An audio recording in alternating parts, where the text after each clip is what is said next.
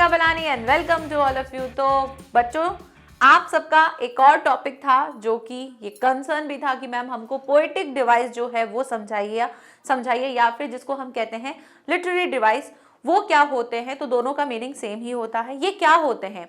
जैसे हम हिंदी में अलंकार पढ़ते हैं वैसे ही इंग्लिश में भी जो हमारे पोएट होते हैं वो अपनी राइटिंग को थोड़ा सा इन्हांस करने के लिए, अच्छा दिखाने के लिए इन चीजों को यूज करते हैं, यानी कि अलंकारों को यूज करते हैं। उसी को ही हम पोएटिक डिवाइस कहते हैं।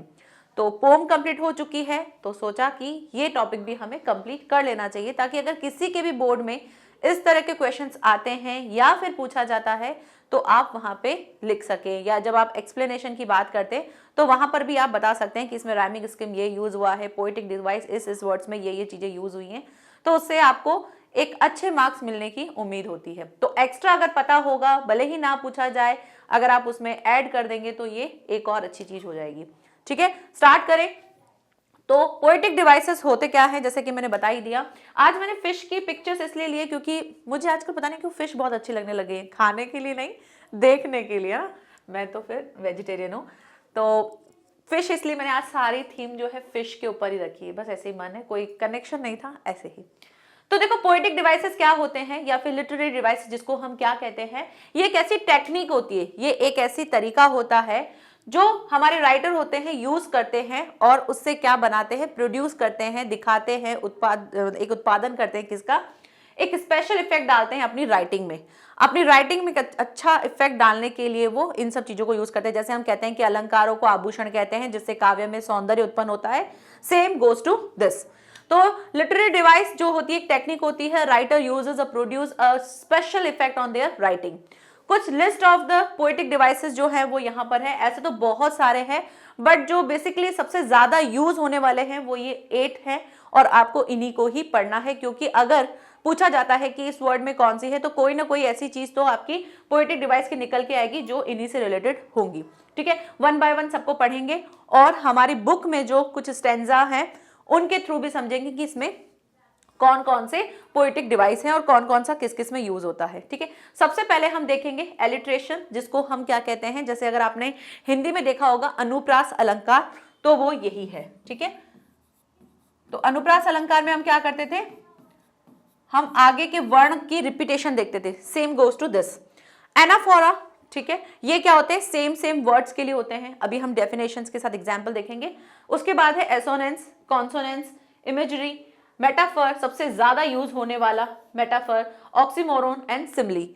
ठीक है, इन सभी 8 को हम वन बाय वन समझेंगे। फिर कुछ क्वेश्चंस भी करेंगे जिससे हमको आइडेंटिफाई करना आ जाए कि कैसे किया जाता है, कौन सा लिटरेरी डिवाइस किस तरह से काम करता है। ठीक है, तो सबसे पहले हम देखेंगे एलिट्रेशन।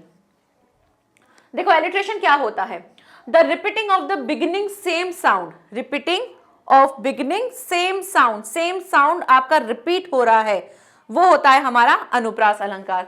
एग्जाम्पल देखो, नॉडेड, नियरली, नैपिंग। तो यहां पे सब में देखो क्या है, एन एन एन, तो साउंड का रिपीटेशन हो रहा है, यही होता है हमारा क्या होता है, एलिट्रेशन होता है। तो एलिट्रेशन जिसमें साउंड का रिपीटेशन होता है। क्लियर? यहां देखो एक और एग्जाम्पल है जो कि हमारी बुक में गिवन है। क्या है, has given my heart a change of mood and saved some part of a day I had rued. तो देखो यहां पे क्या है, हैज नहीं है, जी नहीं है, एम नहीं है, एच। तो यहां पे देखो हैज और एच, तो दो भी हो सकते हैं, जरूरी नहीं है एक के बाद एक के बाद हो, ऐसे भी हो सकते हैं हैज। लेकिन सबसे ज्यादा जो सेम जगह पर यूज होने वाला है वो किस लाइन में है, सेव्ड सम। यहां पे भी एस है, यहां पे भी एस है, और यही बन जाता है हमारा कौन सा, एलिट्रेशन। ठीक है, अब इसमें कई बार ऐसा भी हो सकता है आपके एक ही स्टैंजा में बहुत सारे अलग अलग अलंकार यूज हो सकते हैं। जैसे हिंदी में होता है वैसे यहाँ पे भी आपको हर एक लाइन में एक अलंकार यूज होता हुआ मिल सकता है। लेकिन हमें यहाँ पे अगर एलिट्रेशन को समझना है तो एलिट्रेशन जहां पे सेम साउंड निकलता हो, जैसे सेव्ड एंड सम। ठीक है, तो ये हो गया हमारा एलिट्रेशन, अनुप्रास अलंकार, जिसमें सेम साउंड होता है। जैसे यहाँ पे भी देख लिया आपने। आगे देखते हैं। अब आपको क्या करना है, आपका वर्क ये है कि आपको अपनी सारी पोम जो है वो देख लेना इकट्ठे करके और उनमें देखना कि कहां पर सेम साउंड जो है मिलता है, तो वहां क्या हो जाएगा, एलिट्रेशन हो जाएगा। Next anaphora. एनाफोरा क्या होता है? Anaphora repeated use of words और phrase at the beginning of 2 and more consecutive lines. ये क्या होते हैं? ये रिपीटेड वर्ड्स होते हैं या फ्रेज होते हैं, यानी कि कुछ वर्ड्स का ग्रुप भी बने हुए हो सकते हैं।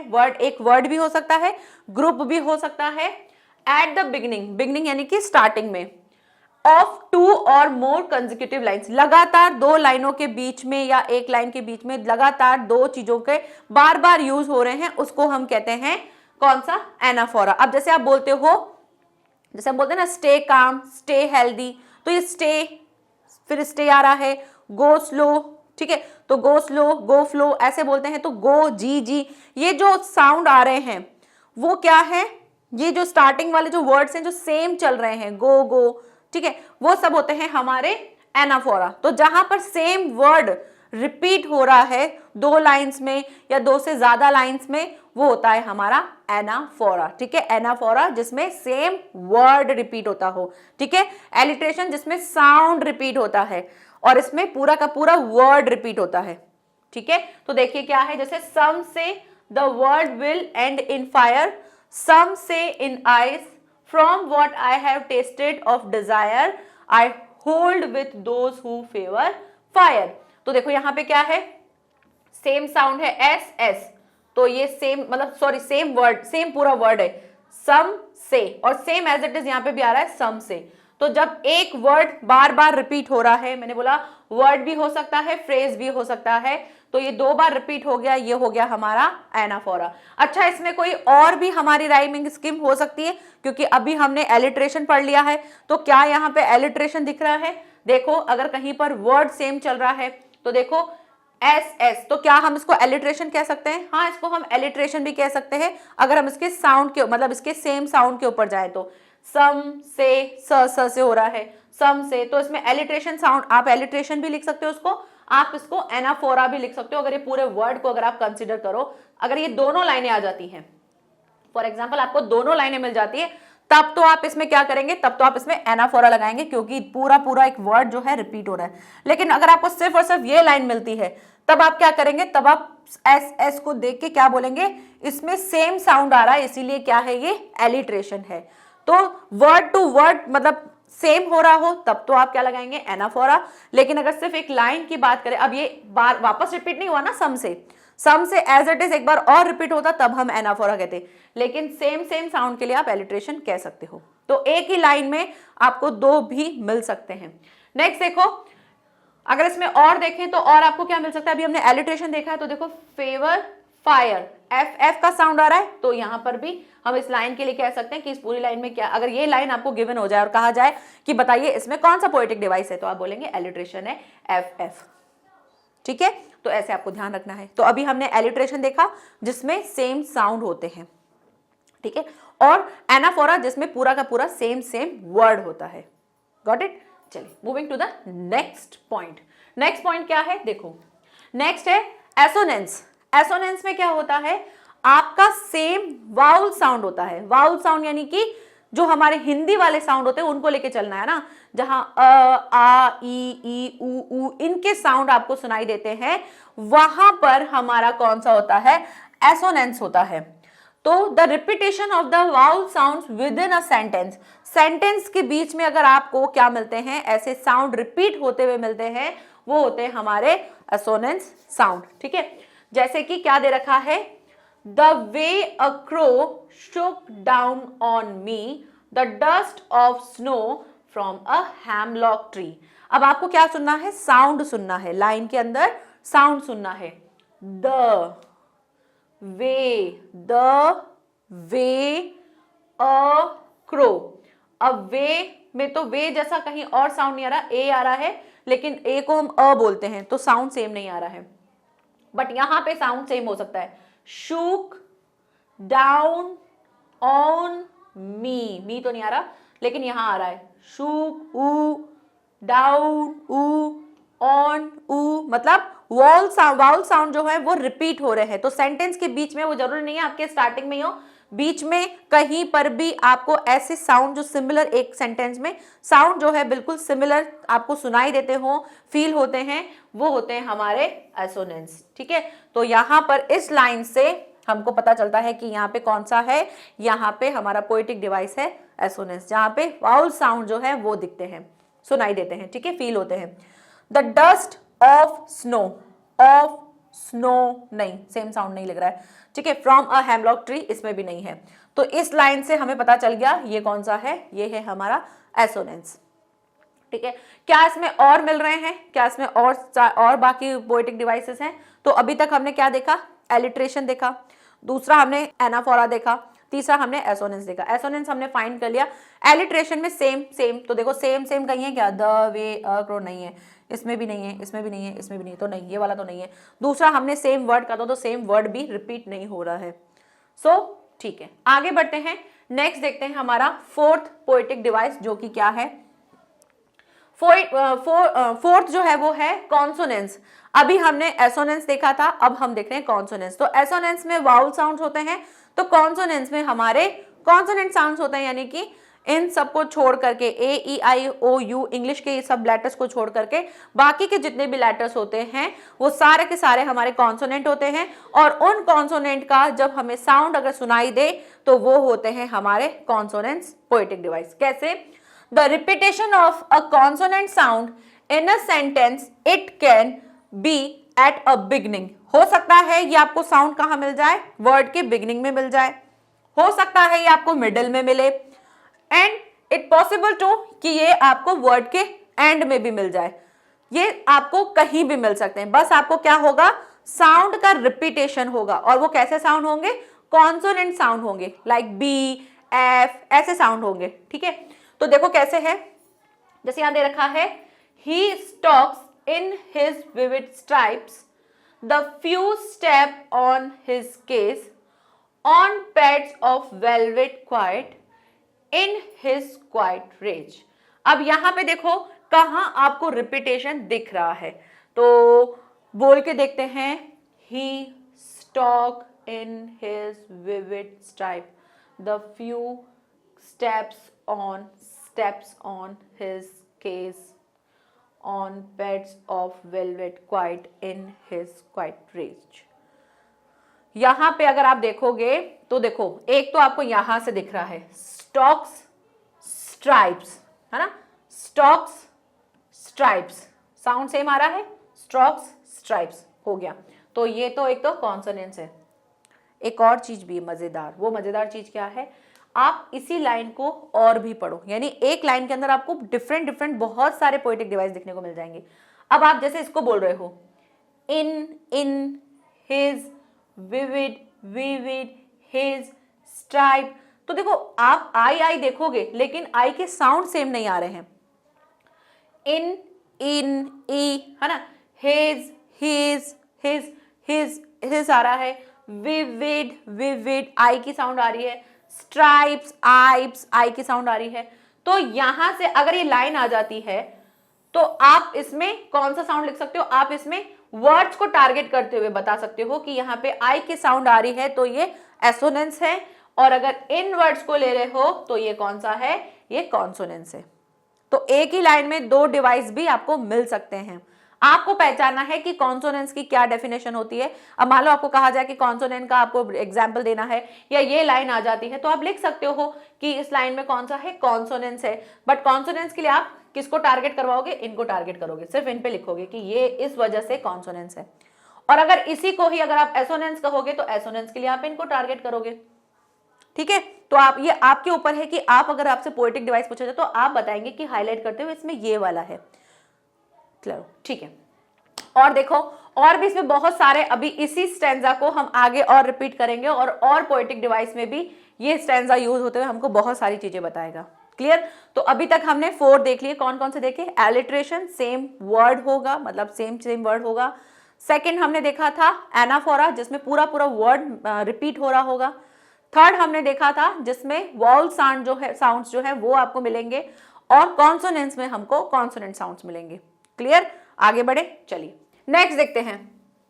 नेक्स्ट क्या है, इमेजरी। इमेजरी मतलब कि जब हम किसी की कल्पना करते हैं, इमेज मतलब बताते हैं वो ऐसा है, इस तरह से बोलते हैं। तो जब हम किसी चीज की कल्पना करते हुए कोई बात कहते हैं, वहां पर होते हैं हमारे इमेजरी पोएटिक डिवाइस। क्या होते हैं, imagery appeals to reader sense through highly descriptive language. It is usually descriptive और figurative language. ये कैसा होता है, ये आपको किसी चीज को डिस्क्राइब करता हुआ या किसी चीज का फिगर बताता हुआ कि भाई ये ऐसा है, इस तरह से है, उसके लिए हम यूज करते हैं किसको, इमेजरी पोएटिक डिवाइस को। कैसे, देखो जैसे यहाँ पे ना हम बताते हैं कि किसी चीज का हम किसी और तरीके से उसकी कल्पना करते हुए बताते हैं। फॉर एग्जाम्पल देखो क्या लिखा हुआ है, the night is fresh. Night कैसी है, फ्रेश है, तो ये हम एक कल्पना करते हुए बता रहे हैं। द होल मून शाइन्स, पूरा मून जो है वो कैसे कर रहा है, चमक रहा है, ठीक है। स्काई स्टिल ओपन, स्काई कैसा है, जैसे कि खुला हुआ है, तो ये हम कल्पना कर रहे हैं ना। तो जहां कल्पना वाले वर्ड्स जब कल्पना वाली चीजें कहीं आती है, वो होते हैं हमारे इमेजरी पोएटिक डिवाइस। अब स्मेल कैसे बोल रहे हैं, स्मेल जो है वो लीव्स और लिकन की बोल रहे हैं कि काई की, और उसकी स्मेल आ रही है। और same still reaches like a voice into the room, और उसको वॉइस के थ्रू कह रहे हैं कि वॉइस जैसा लगता है। तो यहां पर जो स्मेल है उसको हमने वॉइस की तरह बताया है, स्काई को हमने खुला बता दिया है, नाइट कैसी बताई है, फ्रेश बताई है, मून कैसा कर रहा है, शाइन कर रहा है। तो जहां हम कुछ कल्पनाओं के साथ किसी चीज को बता रहे होते हैं, वो होते हैं हमारे इमेजरी पोएटिक डिवाइस, ठीक है। तो जहां आपको लगेगा कि ये कल्पना मात्र हो रहा है, उसके लिए हम ऐसे वर्ड्स को यूज करते हैं। या किसी चीज को डिस्क्रिप्टिव करके, मतलब उसको थोड़ा व्याख्या करते हुए बता रहे हो, थोड़ा उसको एक फिगर आउट दे रहे हो, एक कल्पना में भी आप बता रहे हो कि भी लग ऐसे रहा है जैसे ये ऐसे हो, इस तरह से चीजें, यानी आपको सामने वाले की पिक्चर समझ में आ जाए कि हम आसमान को खुला बोल रहे हैं, दैट मीन्स पूरा पूरा हमारे चारों तरफ ऐसे खुला हुआ है। तो इसमें कल्पना होती है और आपको एक इमेज मिलती है, उस इमेज से आप कंपेयर करते हो। ऐसे ध्यान रखना कि हम जिसमें इमेज दिखाते हैं, कि यानी वर्ड्स को हम ऐसे वर्ड से कनेक्ट कर देते हैं जहां से आपको उस वर्ड से रिलेट करके आप कल्पना कर सकते हो कि अच्छा इतना ऐसा होगा, ठीक है। तो उसके लिए हम इमेजरी पोएटिक डिवाइस को यूज करते हैं। फिर है नेक्स्ट मेटाफर, सबसे इंपॉर्टेंट, सबसे ज्यादा काम आने वाला, जिसको हम हिंदी में क्या कहते हैं, रूपक अलंकार कहते हैं, ठीक है। तो रूपक अलंकार क्या करता है, रूप दिखाता है, ठीक है, किसी चीज का रूप बताता है, भाई ऐसा रूप। तो in his indirect comparison by highlighting a particular quality of two things, जब हम दो थिंग्स के बीच में बहुत ज्यादा क्या बता देते हैं, सेम क्वालिटी बताते हैं कि भाई बिल्कुल ऐसा लगता है कि तो इसके जैसे ही लग रही है, तब हम किसको यूज करते हैं, मेटाफर पोएटिक डिवाइस को यूज करते हैं। कैसे, जैसे देखो यहां पे दे रखा है, he stalks in his vivid stripes, the few steps on his gaze, on pets of velvet quiet in his quiet rage। अब यहां पे मेटाफर में क्या कर रहे हैं, मेटाफर में हम बिल्कुल सेम दिखा देते हैं, मतलब ऐसा है कि बिल्कुल इसके जैसा ही लग रहा है, इसके अलावा कुछ है ही नहीं। तो देखो जैसे यहां पे हम क्या बोल रहे हैं, इसमें अगर आप देखोगे तो देखो वेलवेट क्वाइट, जो पूरा वर्ड लो, पूरा वर्ड लो, क्या कह रहे हैं, on pads of velvet quite, यानी उसके जो पैड्स, उसके जो नीचे के जो पैर है ना, वो कैसे है, बिल्कुल जैसे वेलवेट होता है ना, एकदम वैसे हैं, बिल्कुल वैसे के वैसे हैं। तो यहां पे हम क्या कर रहे हैं, हम उसके पैरों को बिल्कुल दिखा रहे हैं, जो पैरों की, जो उसका पैर का नीचे का जो हिस्सा है वो बहुत ज्यादा सॉफ्ट होता है, और उस सॉफ्ट को हम बिल्कुल किसकी तरह बता रहे हैं, वेलवेट की तरह बता रहे हैं। जो वेलवेट का कपड़ा होता है कितना सॉफ्ट होता है, ऐसे ही जो टाइगर होता है उसके नीचे का जो हिस्सा होता है वो बहुत ज्यादा सॉफ्ट होता है, और उसी चीज को हमने यहाँ पे दिखाया है। तो जब कभी हम किसी भी चीज को ऐसे कंपेयर करवाते हैं दूसरे से कि बिल्कुल दोनों में सेम होता है, बहुत ज्यादा हाईली कंपैरिजन करवाया जाता है, वो होता है हमारा मेटाफर, ठीक है। तो यहाँ पे इस लाइन से आपको ये चीज क्लियर हो जाएगी, ठीक है। आगे बढ़े, नेक्स्ट मेटाफर के बाद क्या आता है, मेटाफर के बाद आता है आपका ऑक्सीमोरन, और ये हमारा सेकंड लास्ट टॉपिक है। ये ऑक्सीमोरन क्या होते हैं, ऑक्सीमोरन सबसे मस्त होते हैं और सबसे अलग भी होते हैं। क्या होते हैं ये ऑक्सीमोरन्स जो होते हैं, ये आते हैं from two contradictory words. Contradictory words मतलब कि थोड़े से ऑपोजिट होंगे, ये हमेशा ऐसे होंगे कि ऑपोजिट दिखते होंगे। एक का नाम एक पॉजिटिव होगा तो दूसरा नेगेटिव सेंस दे रहा होगा, हमेशा कॉन्ट्राडिक्टरी होंगे, ऑपोजिट होंगे, इस तरह से दिखते होंगे आपको, और हमेशा टू वर्ड्स का इसमें कॉम्बिनेशन होता है। वर्ड्स दैट डिस्क्राइब वन, जो कि क्या कर रहे होंगे, किसी एक चीज को डिस्क्राइब कर रहे होंगे।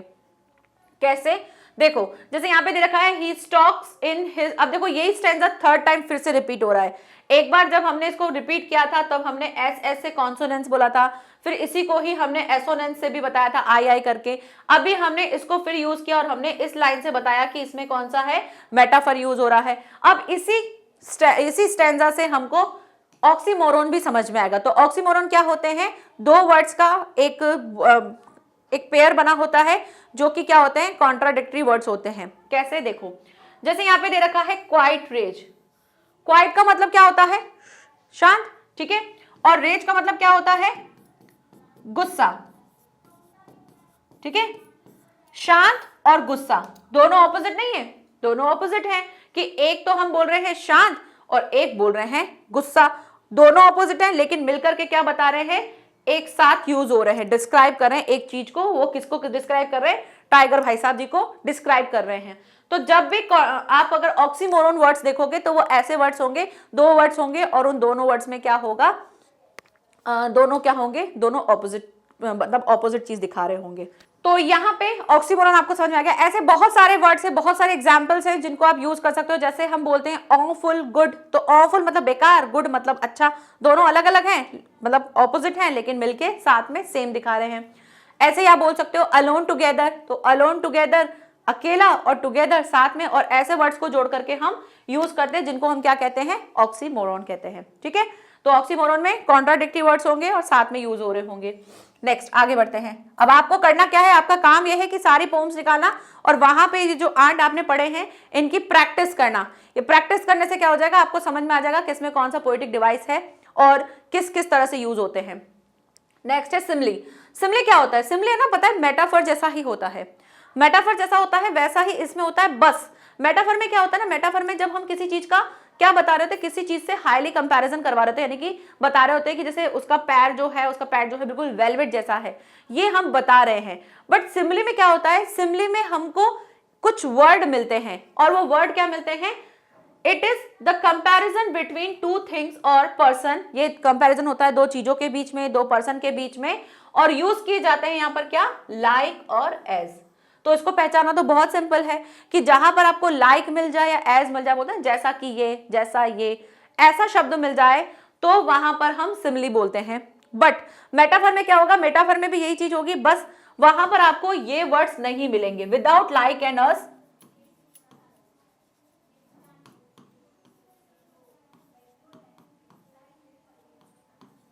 सॉरी अस नहीं S, without like and as को छोड़ के आपको अगर विदाउट लाइक एंड एज मिलता है तब तो वो वहां पर क्या हो जाएगा, मेटाफर हो जाएगा।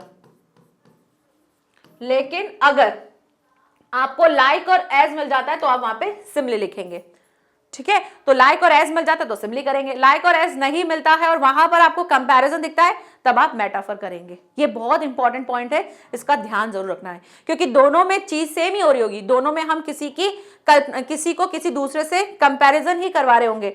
बट अगर लाइक और एज मिल जाता है तब सिमली लगाएंगे आप, और अगर लाइक और एज नहीं मिलता और वहां पर आपको कंपैरिजन दिखता है तब आप मेटाफर लगाएंगे। Got it. चलिए देखिए, the leaves strain towards the glass, small twigs stiff with exertion, long cramped boughs shuffling under the roof like newly discharged patient। तो देखो यहाँ पे like दिख गया, जैसे कि newly discharged patients हो इस तरह से दिख रहे हैं, तो यहाँ like मिलते ही आप क्या लगा देंगे, सिमली लगा देंगे। अच्छा, यहाँ पे अब बाकी के जितने भी हमने अभी चीजें की हैं उनको यूज करके देख लेते हैं, क्या हमारे को और भी इसमें मिल रहे हैं क्या पोएटिक डिवाइस जो हमने पढ़े हैं। अब जैसे आपने क्या पढ़ा, अभी हमने सबसे पहले एलिट्रेशन पढ़ा था, तो एलिट्रेशन में सेम साउंड मतलब सेम वर्ड होना चाहिए। तो देखो सेम लेटर होना चाहिए ना, सेम लेटर है क्या, यहां तो नहीं है, यहां है स्मॉल स्टिफ एस है, तो यहां से ये चीज हो जाएगी, ठीक है। और दूसरा यानी इसमें इस वाली लाइन से अगर हम निकालें तो हमको एलिट्रेशन मिल रहा है। और हमने क्या देखा था, और हमने कोई ऐसा वर्ड जो सेम पूरा यूज हो रहा है नहीं, तो हमको एनाफोरा तो कुछ नहीं दिख रहा है। और एसोनेंस देखो, एसोनेंस आपको मिलता है क्या, कहीं सेम वाउल साउंड्स मिल रहे हैं क्या, तो देखो leaves, leaves, strain, two words, words, strain, leaves, leaves, leaves, नहीं, glass, glass, two words, strain, aid, हाँ यहाँ मिल रहा है, ठीक है, ये मिल रहा है, तो यहाँ से एसोनेंस हो रहा है। इसी तरह से अगर हम बोलें कि इसमें हमको क्या मिल रहा है, हमको अगर कॉन्सोनेंट्स मिल रहे हैं क्या, तो कॉन्सोनेंट्स यहाँ से मिल सकता है, small, stiff, twigs, S S S, तो मिल रहा है भाई, कॉन्सोनेंट्स भी मिल रहा है। तो ऐसे आपको एक ही स्टैंजा में सारे पोएटिक डिवाइस की प्रैक्टिस करके देखना कि इसमें क्या क्या चीजें मिल रही है, क्या क्या चीजें हो सकती हैं, ठीक है। और दूसरा, और तो कुछ है नहीं, सिमिली है, लाइक लिखा हुआ है, लाइक नहीं होता तो शायद ये मेटाफर यूज कर लेते हैं हम इसमें, लेकिन नहीं है, ठीक है। तो इस तरह से हमारे ये पोएटिक डिवाइस कंप्लीट होते हैं। अब एक छोटी सी प्रैक्टिस एक्सरसाइज है, उसको भी कर लेते हैं ताकि हमको पता चल रहा है कि क्या क्या चीजें। वैसे तो मैंने छोटी छोटी सी प्रैक्टिस मैंने आपको इसमें भी करवा दी कि स्टेंजा में मैंने समझाया तो एक, लेकिन बता दिए मैंने और भी। तो इस तरह से आपकी प्रैक्टिस आपको करनी है। सबसे पहला प्रैक्टिस क्वेश्चन, अब ये देखो, ये जो चीज है ये सारे बोर्ड्स के लिए है, तो प्लीज ये मत सोचना कि हमारे बोर्ड्स में आएगा या हमारे बोर्ड्स में नहीं आएगा। जितने भी पोएटिक डिवाइस तो सबके लिए सेम होते हैं, ठीक है। बस आपकी पोम का स्टैंजा जो है वो अलग अलग होगा, आप उसके अकॉर्डिंग अपना देखोगे। आपको तो मेन आइडेंटिफाई करना सीखना है ना, आइडेंटिफाई कर लिया तो आप पोएटिक डिवाइस कहीं भी यूज कर सकते हो, फिर चाहे वो 9th का बच्चा हो, 10th का बच्चा हो, 11th का बच्चा हो या फिर 12th का बच्चा हो। सो ये सबके लिए कॉमन है, मैं ये मेंशन भी कर दूंगी ताकि जिस भी बच्चे के एग्जाम में अगर पोएटिक डिवाइस से रिलेटेड क्वेश्चन आता है तो वो उस चीज को कर सके। तो सबसे पहले देखो प्रैक्टिस क्वेश्चन में फर्स्ट है, name the poetic device used in the line and saved some part. तो यहां पे देखो सेव्ड सम, ठीक है, ये दो सेम सेम मिल रहे हैं, तो मेटाफर है क्या, यहाँ पे कंपैरिजन तो हो नहीं रहा है। ऑक्सीमोरन में दो वर्ड्स होते हैं जो कॉन्ट्राडिक्टरी होते हैं, वो भी नहीं है। सिमिली में लाइक पाइक होता है, वो भी नहीं दिख रहा है। तो बचा क्या, एलिट्रेशन, और हम भी आइडेंटिफाई कर ही पा रहे हैं कि एस एस दिख रहा है, तो यस ये है एलिट्रेशन। नेक्स्ट देखते हैं क्या है, नेक्स्ट क्वेश्चन क्या दे रखा है, name the poetic device used in the line in his quiet rage. तो यहां पे आपको इस लाइन में बताना है कि क्या है, तो बताओ भाई क्या है, मेटाफर है, ऑक्सीमोरन है, एसोनेंस है या कॉन्सोनेंस है। तो यहां पे इन हिज क्वाइट आई तो दिख रहा है, एसोनेंस तो है भाई। दूसरा ऑक्सीमोरन भी है, मेटाफर नहीं है और कॉन्सोनेंस भी नहीं है।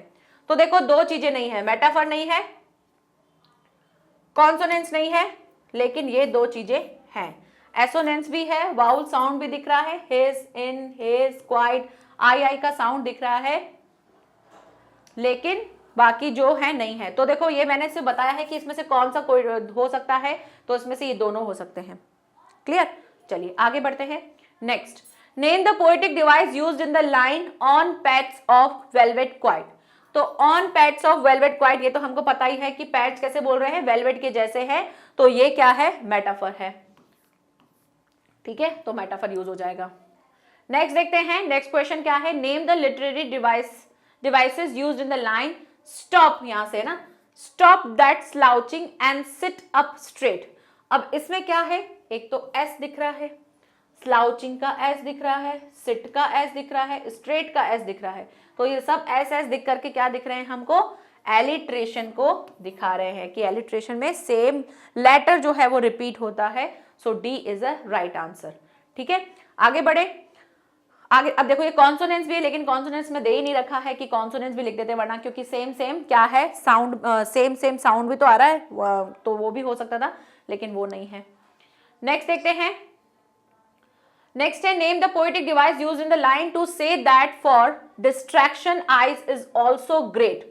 तो देखो यहाँ पे क्या बोल रहे हैं, to say that for distraction eyes is also great. यहाँ पे बताया जा रहा है डिस्ट्रैक्शन को आइज के साथ कंपैरिजन करवाया जा रहा है। मेटाफर होता है जब हम किसी चीज का दूसरी चीज से कंपेयर करवाते हैं, तो वैसा कुछ नहीं दिख रहा है। ऑक्सीमोरन में हम दो वर्ड्स लेते हैं, वो भी नहीं आएगा।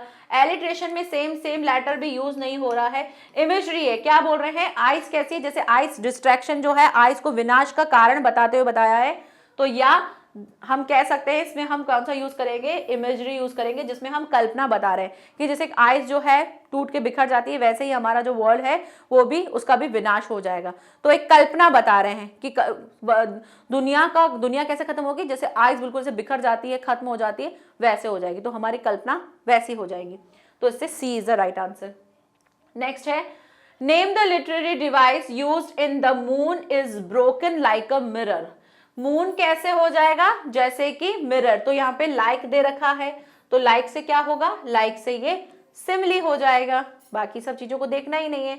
तो सी इज अ राइट आंसर। अब आपको क्या करना है, आप जब देखेंगे तो आपको जो बेसिक है ना, जहां पे आपको ज्यादा दिमाग नहीं लगाना, फॉर एग्जाम्पल एलिट्रेशन हो गया, एनाफोरा हो गया, ठीक है, सिमिली हो गया और इमेजरी हो गया, ये चार जो है आपको अलग हो जाएंगे। कब, जब आपको दिख जाएगा कि इसमें सेम वर्ड नहीं है, इसमें सेम लेटर नहीं है, इसमें तो लाइक नहीं दिख रहा है, इसमें तो किसी चीज से कल्पना नहीं की जा रही है, तब तो आप उनको सबको साइड कर दोगे। बाकी जो चार बच्चे हैं उसमें अगर आपको पूछा जाता है कि इसमें बताओ कौन सा पोएटिक डिवाइस है, तब आप अपने जो भी पोएटिक डिवाइस है, अब एक लाइन के अंदर बहुत सारे पोएटिक डिवाइस है, तो आप बता सकते हो कि इस वर्ड के अकॉर्डिंग ये वाला पोएटिक डिवाइस है, इसके अकॉर्डिंग ये वाला पोएटिक डिवाइस है, ठीक है।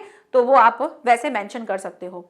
तो यहाँ पर हमारी आज की जो ये पोएटिक डिवाइस है उसकी क्लास कंप्लीट होती है और आई होप कि आपको ये बहुत अच्छे से समझ में आया होगा।